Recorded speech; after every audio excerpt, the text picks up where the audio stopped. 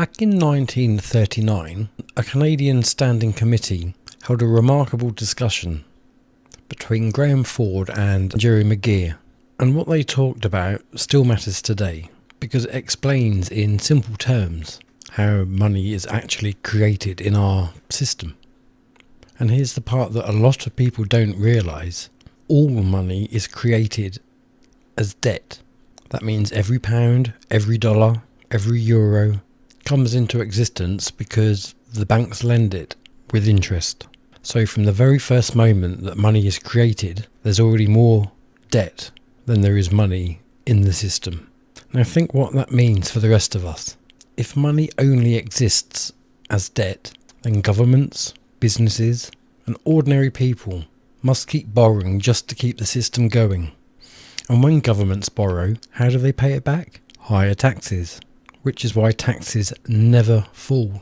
National debts never disappear, and we're all stuck on a treadmill.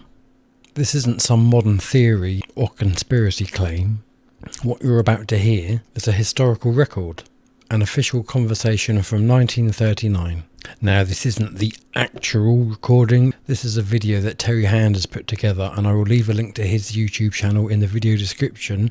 So hopefully you'll go over there and subscribe to his channel because there's a few interesting things on there. But yes, this is a conversation originally that was in 1939, where it was laid out in black and white, and the shocking thing is nothing has changed. The same fractional reserve system that trapped taxpayers back then is still running the show today. So as you watch this 7-minute clip, keep this in mind. If all money is created as interest-bearing debt, then the system is designed so that the debt can never ever be repaid. It's not broken, it's built that way. So I think it's about time we all started giving the government a good old 2 or 1 finger salute when they start banging on about higher taxes to pay back the debt. Enjoy and let me know what you think in the comments below. Look after yourselves and I'll speak to you all again soon. Bye for now.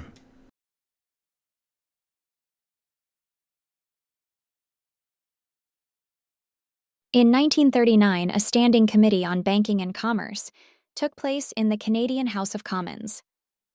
Some of the most frank evidence on banking practices was given by Mr. Graham Ford Towers, the first governor of the Central Bank of Canada. Those proceedings cover 850 pages. Minutes of these proceedings and evidence respecting the Bank of Canada. Ottawa J.O. Patenaude ISO printer to the King's Most Excellent Majesty, 1939. Most of the evidence quoted was the result of interrogation by Member of Parliament and former Mayor of Vancouver Mr. Gerry McGeer, King's Counsel, who clearly understood the essentials of central banking. What follows are excerpts from that interrogation. Mr. Towers, there is no question about it that banks create the medium of exchange. That is right. That is what they are for. That is the banking business, just in the same way that a steel plant makes steel. The manufacturing process consists of making a pen and ink or typewriter entry on a card or in a book. That is all. Each and every time a bank makes a loan or purchases securities, new bank credit is created, new deposits, brand new money. Broadly speaking, all new money comes out of the bank in the form of loans. As loans are debts, then, under the present system, all money is debt. Mr. Towers, when $1 million worth of bonds is presented by the government to the bank, $1 million of new money or equivalent is created, is that right? Yes. Mr. Towers, is it a fact that $1 million of new money is created? That is right. Mr. Towers, now the same thing holds true when the municipality or the province goes to the bank. Yes, or an individual borrower. Or when a private person goes to the bank. Yes.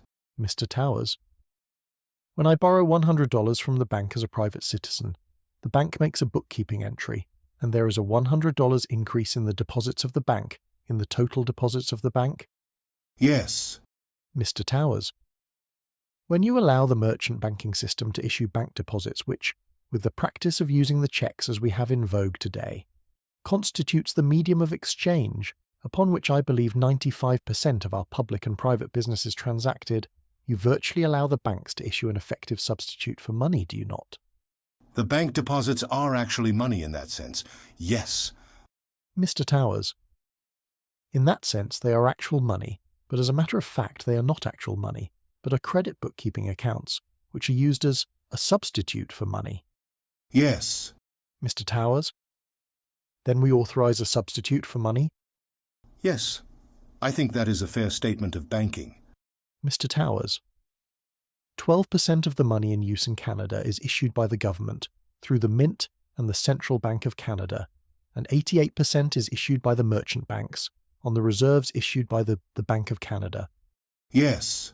Mr. Towers, but if the issue of currency and money is a high prerogative of government, then that high prerogative has been transferred to the extent of 88% from the government to the merchant banking system. Yes. Mr. Towers, will you tell me why a government with the power to create money should give that power away to a private monopoly and then borrow that which Parliament can create itself back at interest to the point of national bankruptcy?